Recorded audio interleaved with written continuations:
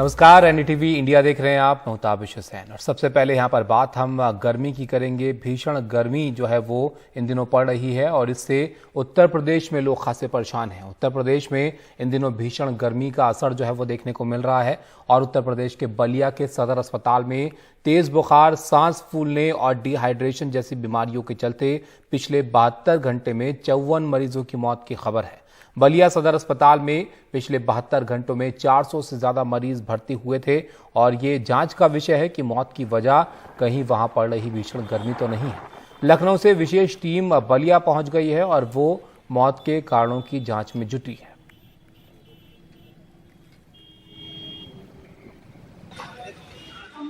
बलिया के सदर अस्पताल में इन दिनों अचानक तेज बुखार, सांस फूलने, डिहाइड्रेशन जैसी बीमारियों के मरीजों की संख्या बढ़ती जा रही है। सिर्फ 15 से 18 जून के बीच करीब 430 मरीज भर्ती हुए। इनमें 50 से अधिक मरीजों की मौत हो गई। हालांकि मौत की वजह गर्मी है या नहीं ये तो जांच का विषय है, लेकिन पहले से किसी बीमारी से ग्रसित लोगों के साथ बूढ़े और बच्चों पर जबरदस्त गर्मी का असर तो पड़ ही रहा है। मरने वालों की संख्या बढ़ गई है। जो रूटीन में जितने लोग होते हैं उससे ज़्यादा लोग मर रहे हैं और ज़्यादातर 60 साल के ऊपर के जो हमारे वृद्ध लोग हैं उनकी डेथ ज़्यादा हो रही है। और अभी तो तुरंत नहीं बताया जा सकता है। अभी तो कल हमारी लखनऊ से टीम आ रही है इसकी जांच करने की क्या कारण हो सकता है। हो सकता है कोई ऐसी बीमारी हो जो पकड़ में ना आ रही हो।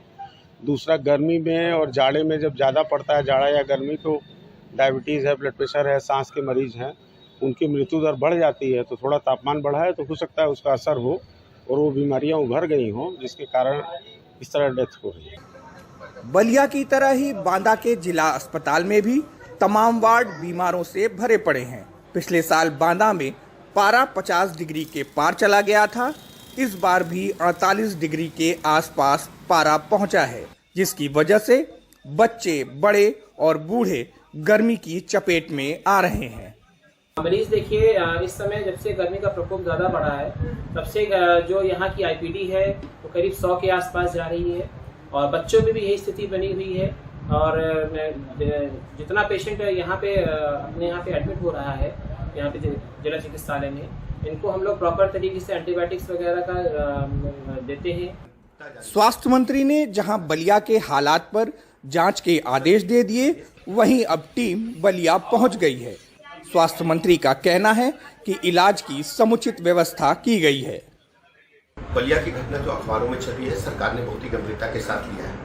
निदेशक स्तर के 2 वरिष्ठ चिकित्सकों को मौके पर भेजा गया है। वह स्थिति की जानकारी वो शीघ्र ही लिखित रूप से शासन को प्रस्तुत करेंगे। लापरवाही पूर्वक बयान देने के लिए सीएससी के अधीक्षक को तत्काल वहां से हटाया गया है कि बगैर पुख्ता जानकारी के हीट वेव के बारे में उन्होंने बयान जारी किया था। हमारे सभी अस्पतालों में सरकारी दवाइयाँ उपलब्ध हैं। किसी भी मरीज को दवाई बाजार से खरीदने की आवश्यकता नहीं है। गर्मी का कहर वाराणसी के मणिकर्णिका घाट पर भी दिखाई दे रहा है, जहां इन दिनों बनारस के साथ उसके आसपास के जिलों से अंतिम संस्कार के लिए आने वालों की संख्या 2 गुनी से ज्यादा हो गई है। इस समय गर्मी की वजह से 150-200 लाश आ रही है प्रतिदिन, जिसमें सभी लोग को परेशानी हो रही है।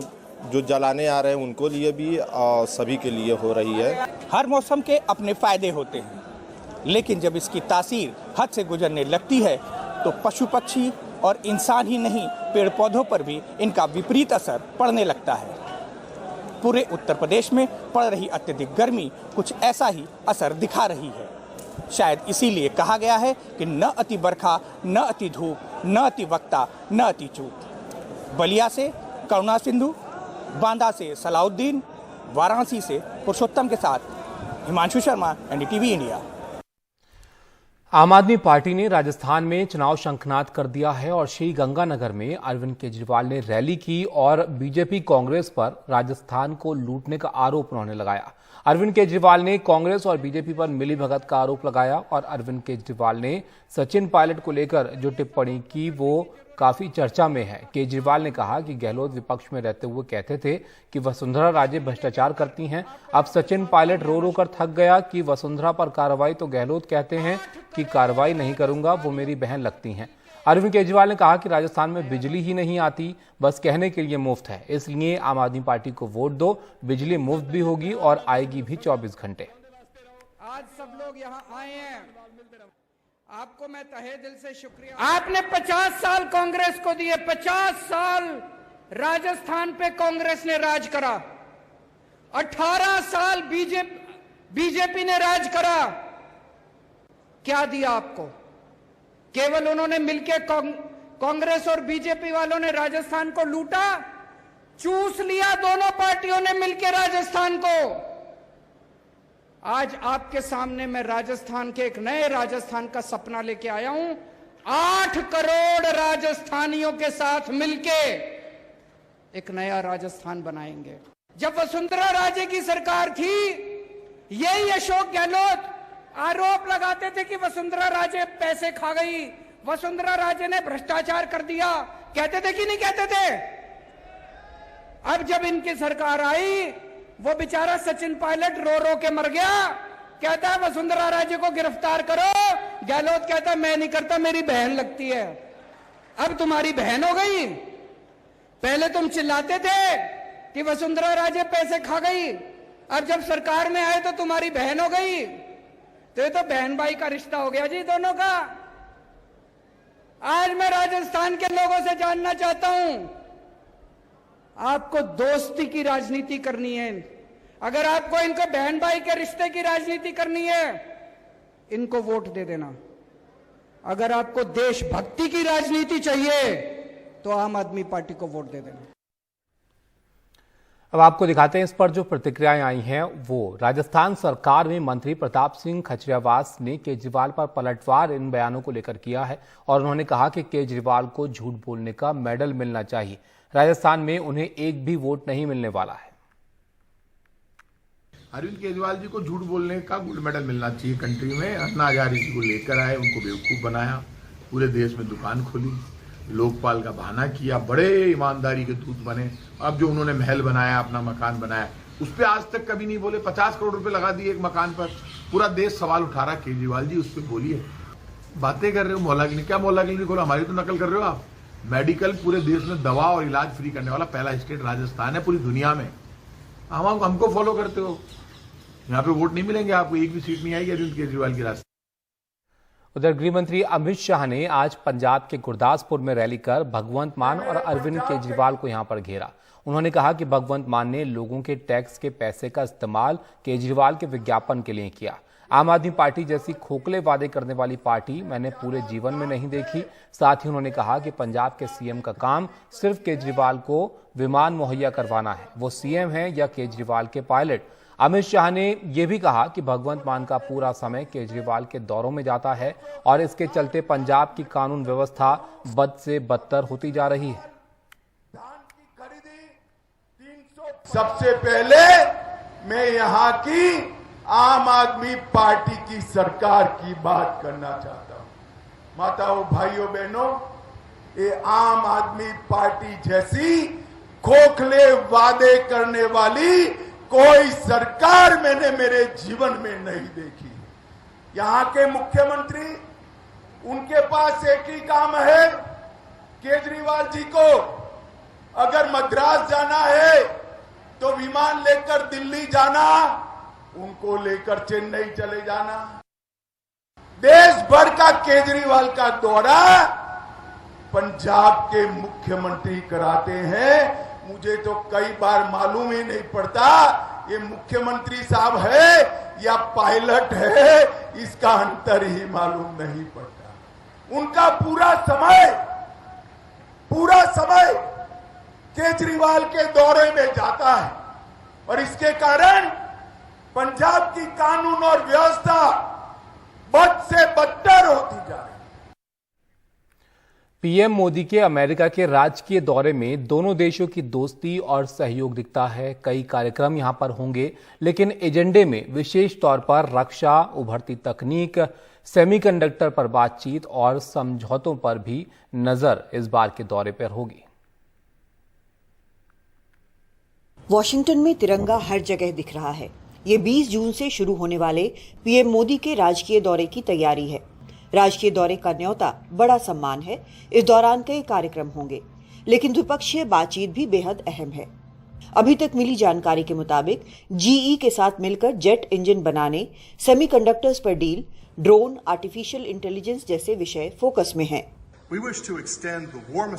माननीय प्रधानमंत्री नरेंद्र मोदी राष्ट्रपति जो बाइडेन की मेजबानी में राजकीय यात्रा पर वॉशिंगटन आने को तैयार हैं। उनका हार्दिक स्वागत और शुभकामनाएं। ये देखना बहुत सुखद है कि अमेरिका और भारत ने साल के पहले 6 महीनों में क्या कुछ हासिल किया है। इसमें काफी अहम और उभरती हुई तकनीकें भी शामिल हैं। ये सब कुछ हमारे द्विपक्षीय प्रयासों से संभव हुआ है।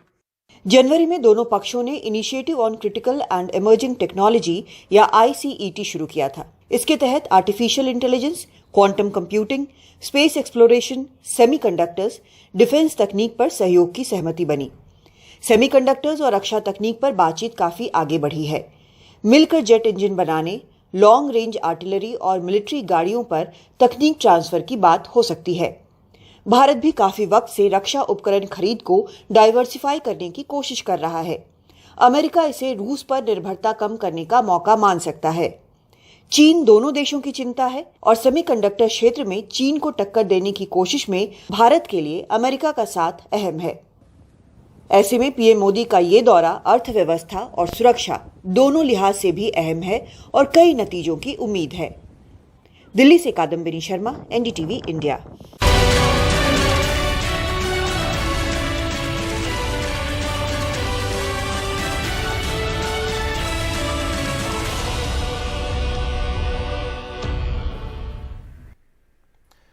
दिल्ली यूनिवर्सिटी के आर्यभट्ट कॉलेज के बाहर एक छात्र की सरेआम चाकू मारकर आज हत्या कर दी गई। साउथ कैंपस के आर्यभट्ट कॉलेज के गेट पर आज शाम को छात्र पर हमला हुआ और पुलिस के मुताबिक छात्र को अस्पताल लाया गया, लेकिन इलाज के दौरान उसकी मौत हो गई। मृतक छात्र की पहचान निखिल चौहान के तौर पर हुई है। पुलिस के मुताबिक निखिल पर हमला करने वाले उसी कॉलेज के छात्र हैं। पुलिस ने कहा कि आरोपियों की पहचान की जा चुकी है और उनकी तलाश जारी है।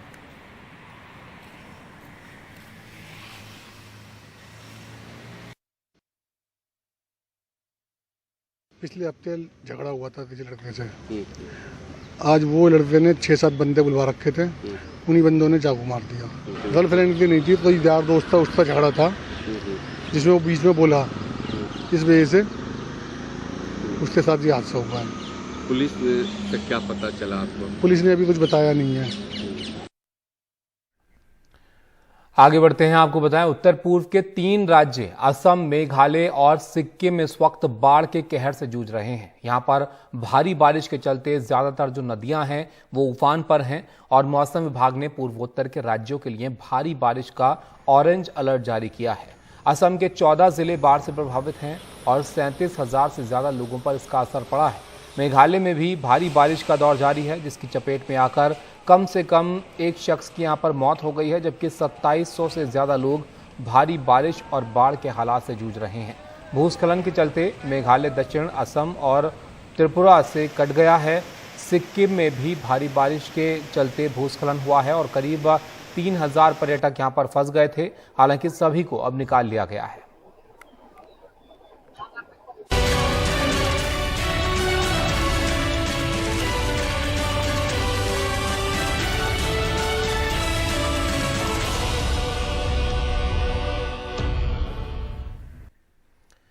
दिल्ली के सरकारी स्कूलों के बच्चों ने बड़ी संख्या में मेडिकल की नीट परीक्षा में कामयाबी हासिल की है और ये पहली बार है जब नीट में दिल्ली के सरकारी स्कूलों के 1000 से ज्यादा बच्चों ने अपनी प्रतिभा का लोहा मनवाया है।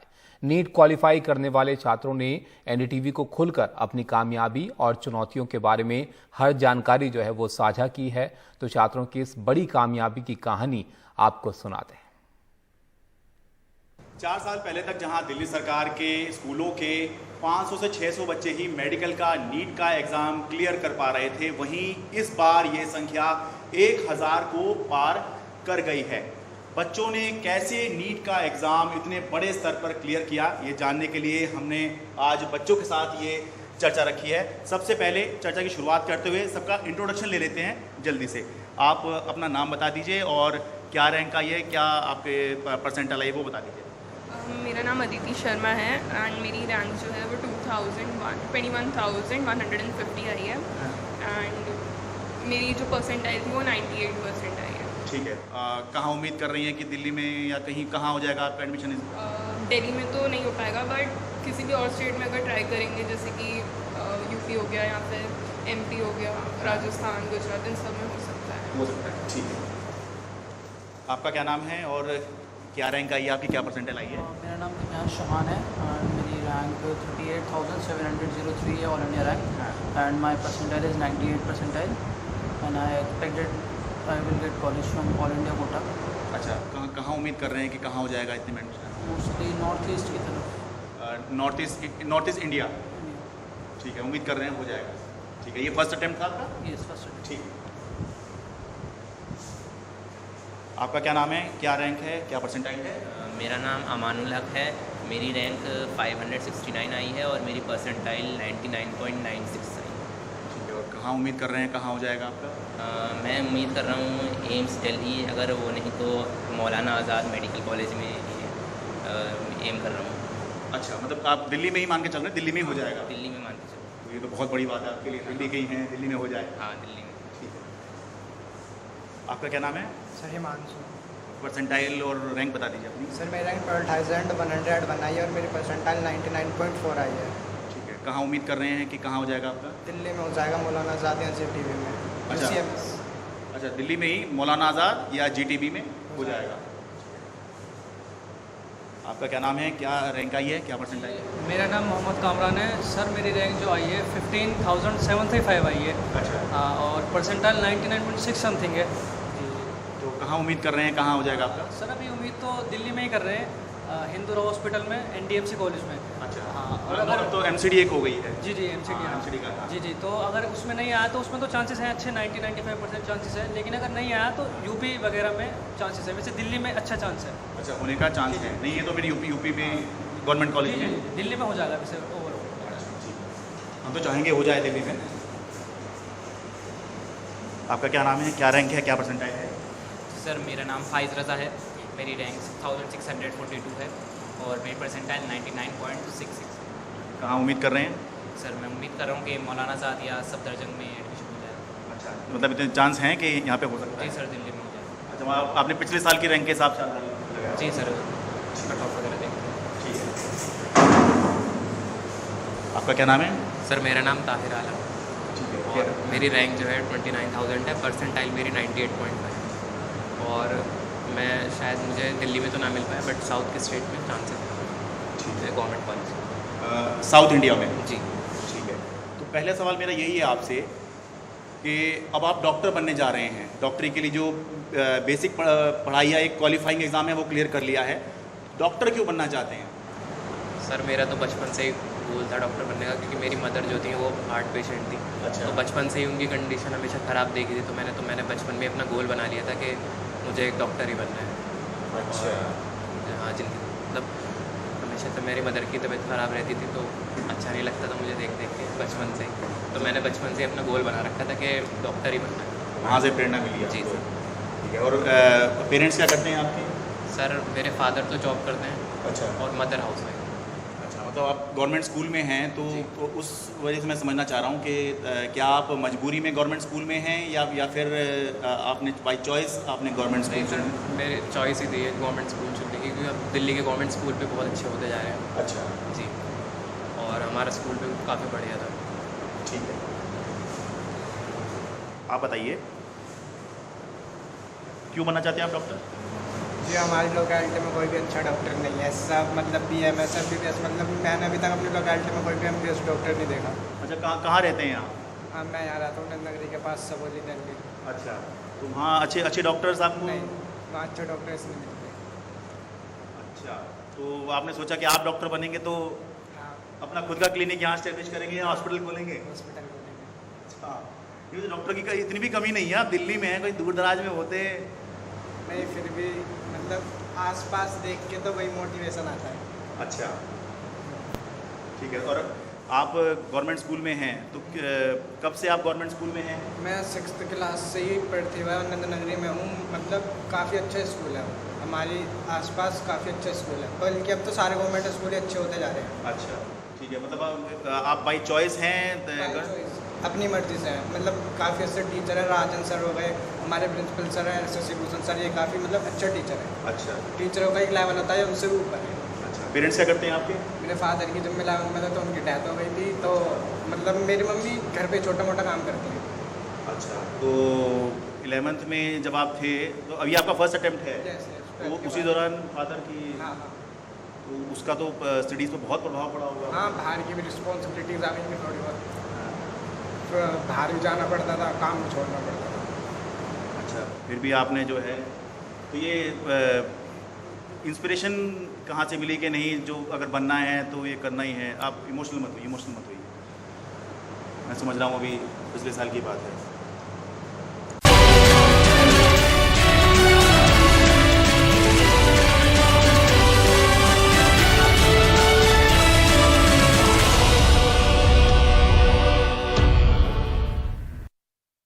इंस्पिरेशन कहाँ से मिली आपको कि आपको डॉक्टर बनना है? क्योंकि इतना आसान नहीं होता। कितने घंटे आपने पढ़ाई की?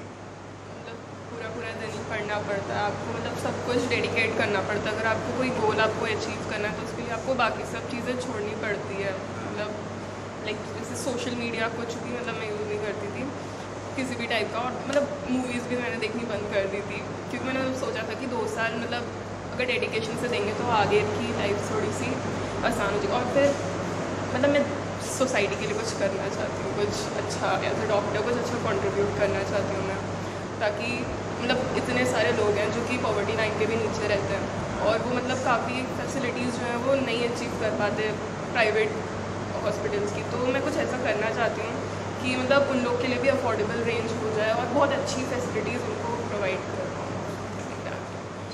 तो आप गवर्नमेंट स्कूल में कब से पढ़ रही हैं?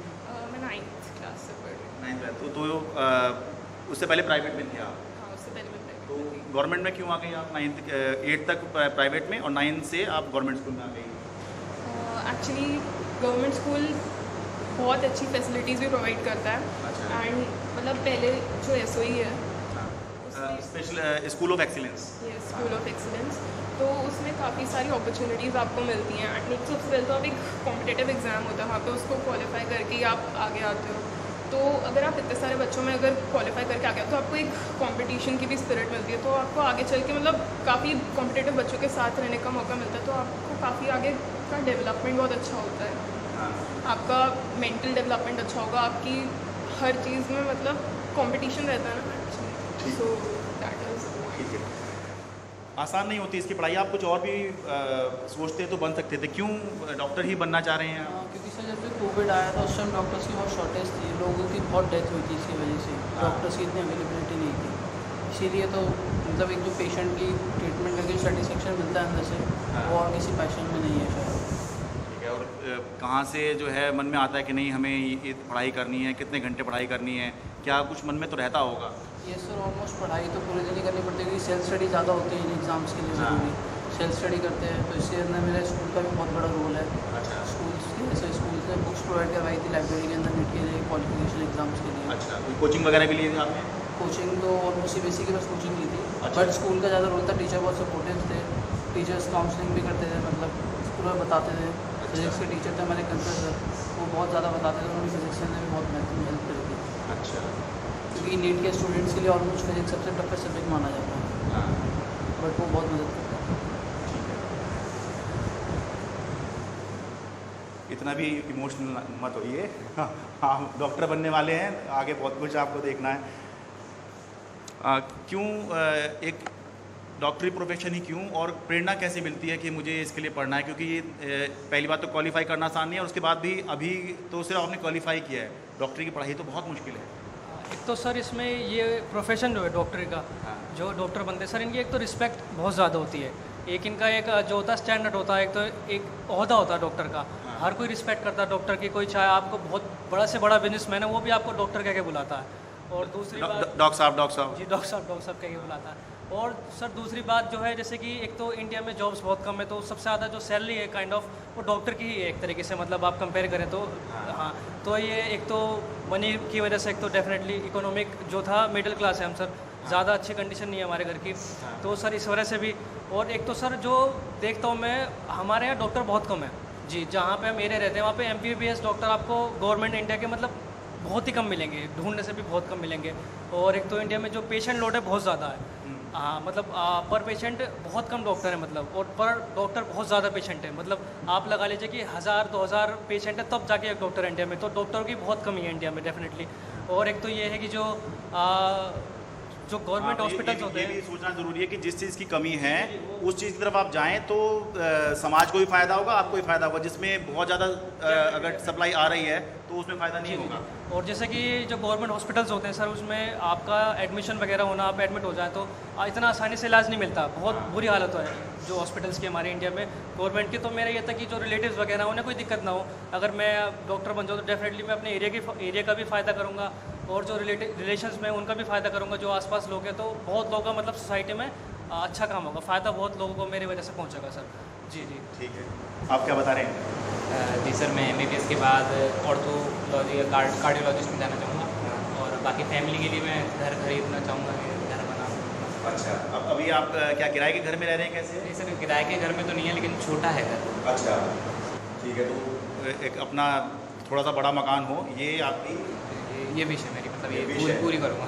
अच्छा, लेकिन एकदम से तो नहीं होगी, पर इसके लिए तैयारी शुरू करेंगे? जी सर, जी बिल्कुल है।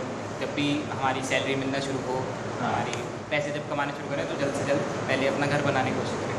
ठीक है, पहला काम सर मैं तो MBBS के बाद सबसे पहले अपनी मदर को क्योर करने की कोशिश करूँगा, कार्डियोलॉजी में जाऊँगा मैं तो सर। अच्छा जी हाँ, आपने बताया आपकी मदर हार्ट पेशेंट हैं, तो कार्डियोलॉजी में जाऊँगा, आपकी मदर को क्योर करने की कोशिश करूँगा मैं, और मतलब जो हमारे रिलेटिव्स में जिनकी तबीयत ख़राब रहती है उन पर पहले फोकस करूँगा। बहुत बहुत शुक्रिया, आपने बहुत तसल्ली से सारी चीज़ें बताई। दिल्ली से अपने कैमरा सहयोगी पवन कुमार के साथ मैं शरद शर्मा, NDTV।